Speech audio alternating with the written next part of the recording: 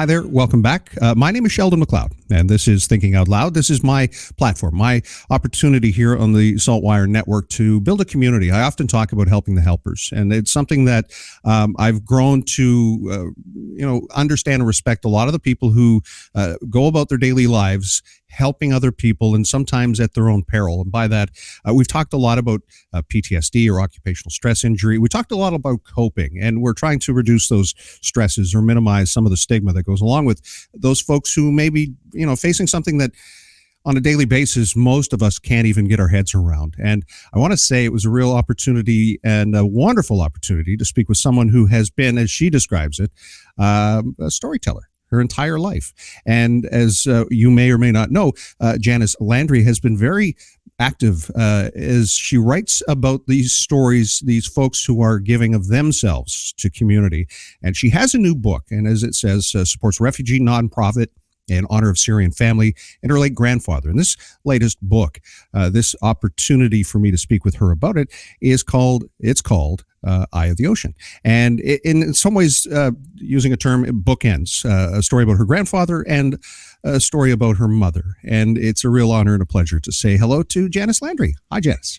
Hi, Sheldon. Thank you so much. And, I know from doing a lot of research that service runs deep in your own family. So you have a number of people in your own family who are helpers, including yourself and your sister, who appears in Eye of the Ocean. So first off, we have to thank you, which is what I try to do as a writer and advocate nationally in Canada, is to shine a light on those people who run towards the emergency while the rest of us run away.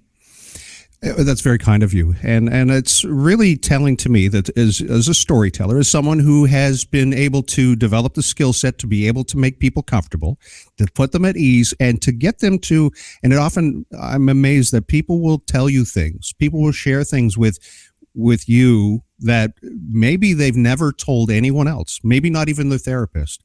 So what's, first of all, before we talk a lot about the book and it's where it came from, how are you doing? How are you doing as a filter of these stories and sharing it through your work and your writings? I actually am doing a lot better than I was. So I've lost both of my parents and talk a lot about grief and the journey of grief, because I don't really think that grief ever ends. I think that you go along on a journey and you learn to live with it. So my mom passed away, it's 4 years ago. She died in 2018, and her story of hope appears in the book.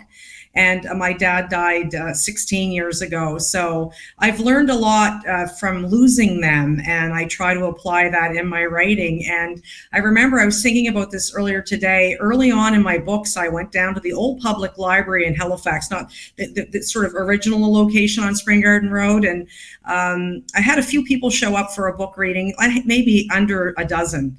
And this young man who I didn't know, a member of the public, came in and heard me speak.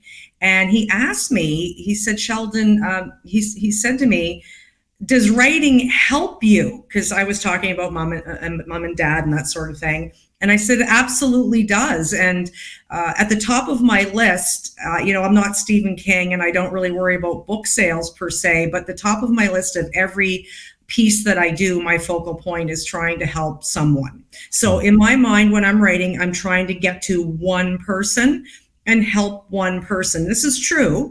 And I think it might help other people in their work too, and actually really envisioning that. And I know that if I can get to one person, I can get to more than one person. And absolutely over the years, it's been over 10 years now that I've been doing this research and anecdotally talking to people from across Canada, and we're into dozens and dozens of people now, many emergency responders, and I have so much respect for them. And in speaking with them very candidly, and many other members of the public, I've learned a lot, and I've also learned a lot about myself and my journey of grief and trying to pay homage to my late parents. And now I'm at the point where, there were times I couldn't give you this interview because, grief is tough. And there'll be people listening to us today that are in a tough place. And I hope that the work that I do sheds some kind of light for them. And I'll actually get to that a little later. There's a quote I want to read listeners about light and hope. because for me, for many years, it was very dark. But today, I'm happy to say, after many years of work and the love of my family and friends and support of people like yourself in the community, I feel a lot better. So that doesn't mean I don't have my bad days, though, Sheldon. Absolutely. To that point, this is a book that focuses on, you start with the story about your maternal grandfather, I believe. That's right. And then you tie into, and we alluded to it in the introduction, the tragic fire in Spryfield in February of 2017, I believe it was, and the Barho family. And I, working in media at the time, knowing what I know about firefighting, I knew that people would be struggling with coming to terms with this. I think if you speak with first responders, you'll hear them time and again talk about how that's one of their biggest fears, is that a call involves a child. And this involved a lot of children. So tell me a little bit about how this has guided the narrative through this selection of stories and interviews. Well, I'll go back to my own childhood because, I am the daughter of a firefighter, very, very proudly. My late father was Captain Baz Landry of the former Halifax Fire Department. And I remember I was trying to think about this the other day so I could talk about it. I was in my teens, but I'm going to say somewhere 12 to 15 years old.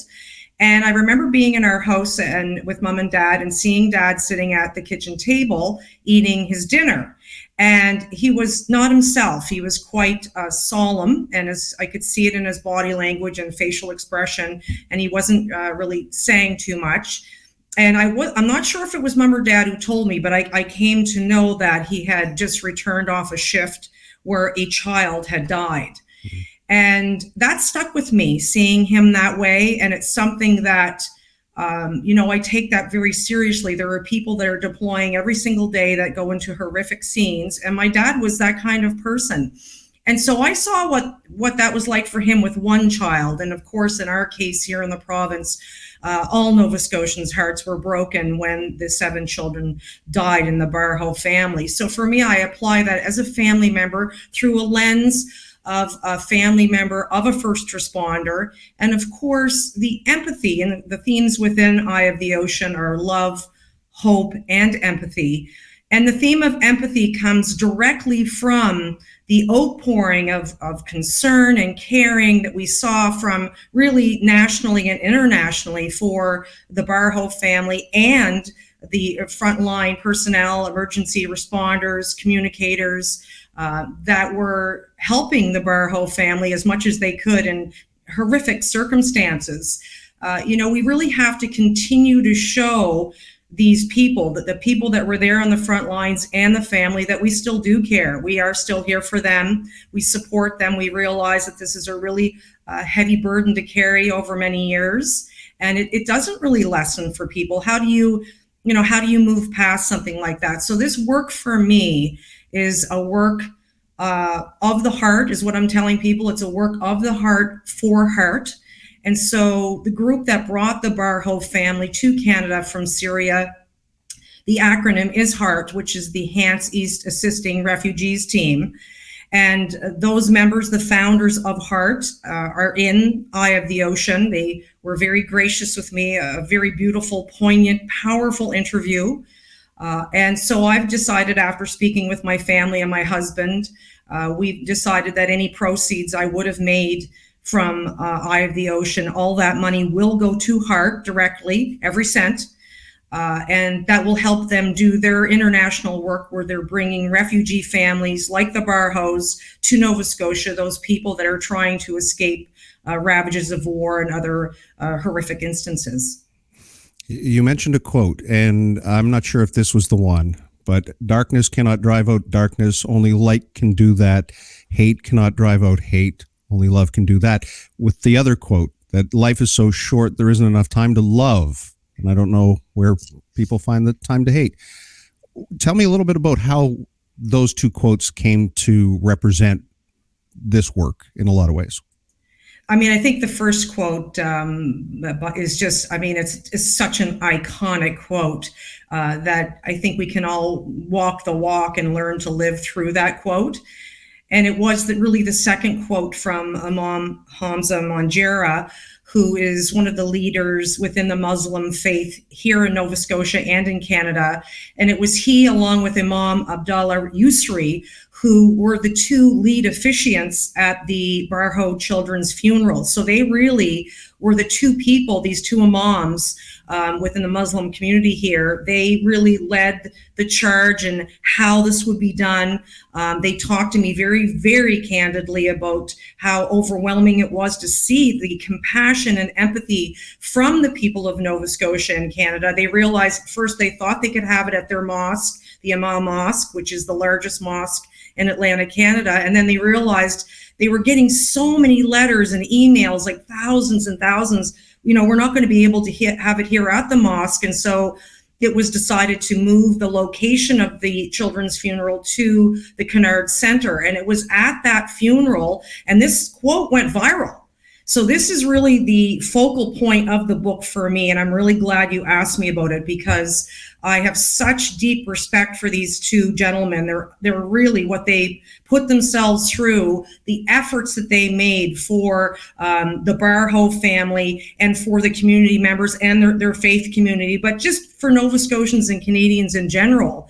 What they were able to do to allow people to come together and show love and compassion has really helped, I think, people in their healing journey. And so it was Imam Hamzah Mangera at that funeral who said, and I'll read it again because it is really the quote that led me to do this book. And he said, "Life is so short.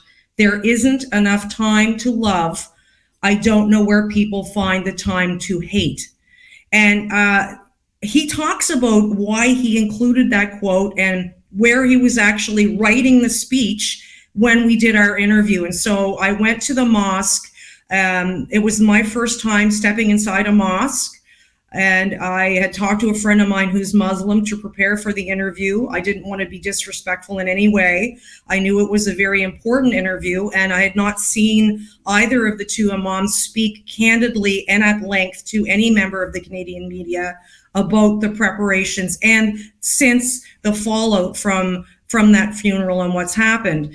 And I will say, I do hope that somebody puts their name forward for some kind of recognition from the Canadian government, because I believe these two people, I actually worry about them slightly because of what they put themselves through to be able to do this is just almost superhuman.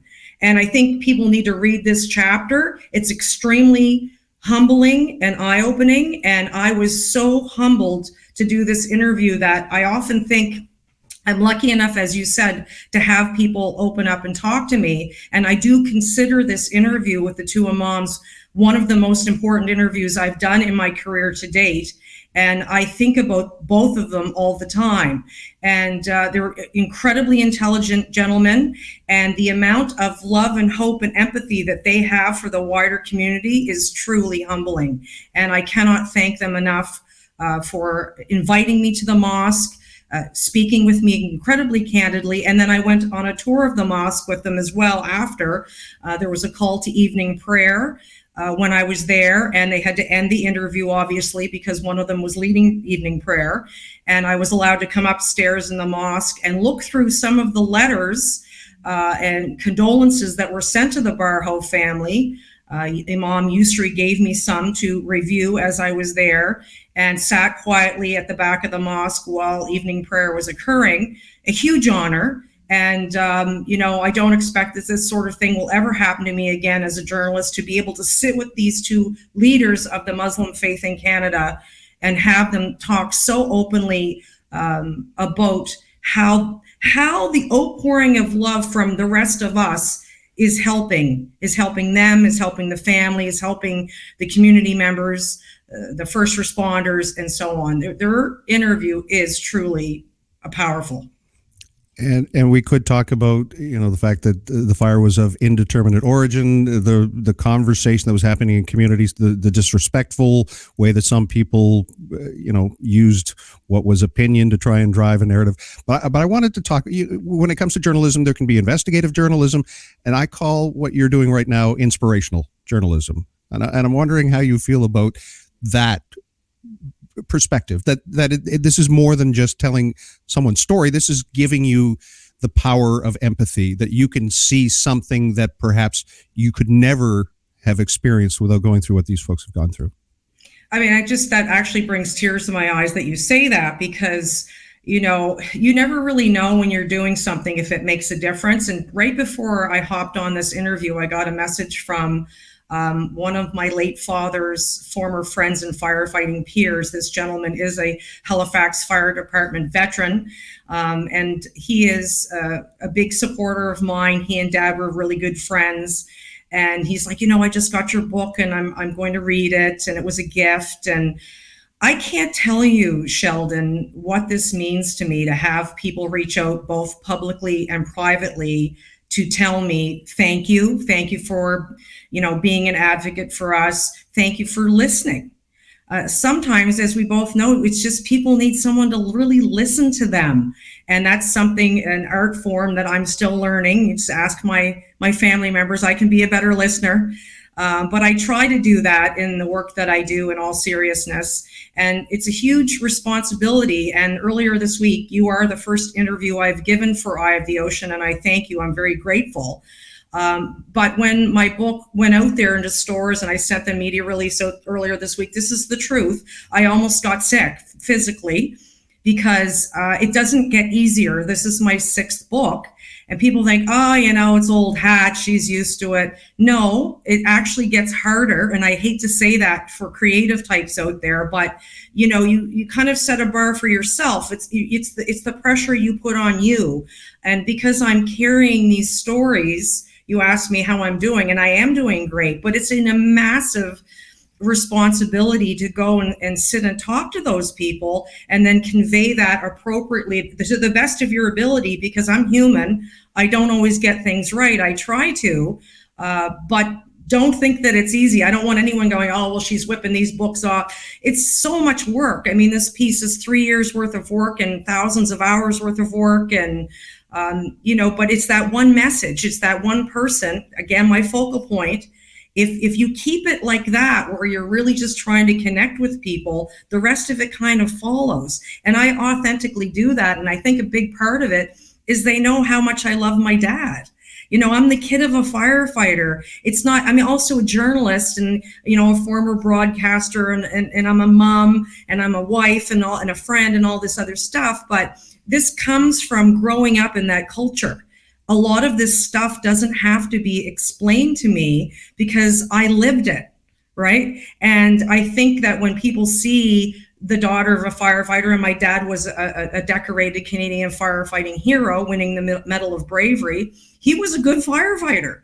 And, he was a good guy. And so to try to honor mom and dad, I just feel like they're with me. A lot of the time, I feel like when I'm driving to something that, here we go, mom and dad. And I know there's people that probably think that's really odd, but I feel like they're in my corner and they have my back. And so they help me get out there and do the work that needs to be done. But thank you for that adjective, because no one has ever said that to me before. And I got a little misty there, and I'm kind of an emotional person. So we'll try to keep it together here.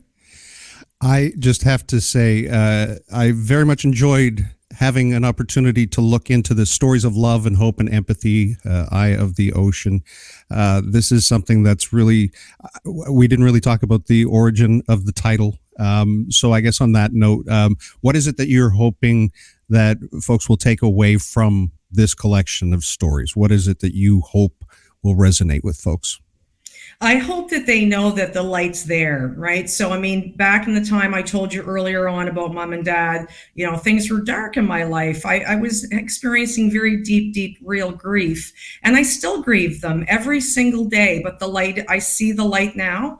And I think my big message to people is to allow room for that. You might not be in a place yet where the light's there, but if you don't allow room for it, even just a little door crack of a little tiny bit of light peeking in, if you allow the possibility for the light to come in, it's going to eventually show up. We'll have to talk again once you see a few more awards for this book.